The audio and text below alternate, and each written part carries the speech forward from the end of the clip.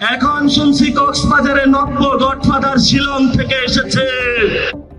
BNP নেতা সালাউদ্দিন আহমেদকে নব্য গডফাদার আখ্যায়িত করে বক্তব্য দেওয়ার পর দলটির নেতাকর্মীদের বিক্ষোভের মুখে কক্সবাজারের ঈদগাহ ও চকরিয়া উপজেলায় সমাবেশ করতে পারেনি জাতীয় নাগরিক পার্টি।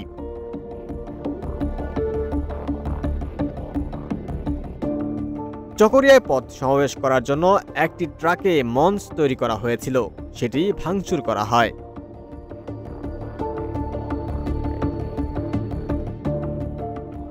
জাতীয় নাগরিক পার্টির মুখ্য সমন্বয়কারী নাসির উদ্দিন পাটোয়ারির বক্তব্যের সমালোচনা করেছেন গণ অধিকার পরিষদের সাধারণ সম্পাদক রাশেদ খান।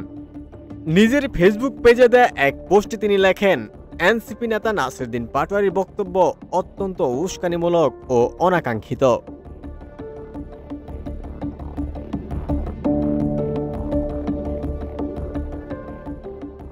ফেসবুক পোস্টে তিনি আরও লেখেন, নাসির উদ্দিন পাটোয়ারি ইতিপূর্বে যেদিন প্রেসিডেন্ট জিয়াউর রহমানকে নিয়ে বাজে মন্তব্য দেয় তার পরের দিন চাঁদপুরে তার একটা সমাবেশ ছিল।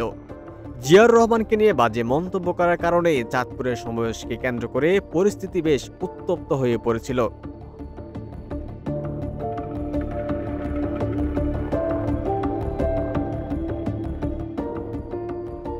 রাশেদ খান বলেন, সালাউদ্দিন আহমেদ ভাইয়ের সঙ্গে আমার ও ভিপি নুরুল হক নূরের সম্পর্ক বিএনপির সঙ্গে যুগপৎ আন্দোলনের সময় থেকে। হাসিনার পতন নিয়ে কি করা যায়, যার অসংখ্য আলোচনা তার সঙ্গে হয়েছে।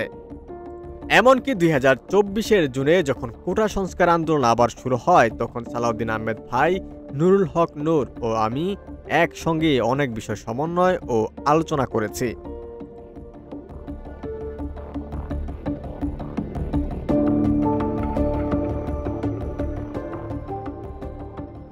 সবশেষে গণ অধিকার পরিষদের সাধারণ সম্পাদক লেখেন, এনসিপি নেতা নাসির উদ্দিন পাটোয়ারির বক্তব্য অত্যন্ত উস্কানিমূলক, ফলে স্থানীয় নেতাকর্মীরা যে প্রতিক্রিয়া দেখিয়েছে সেটা দুঃখজনক।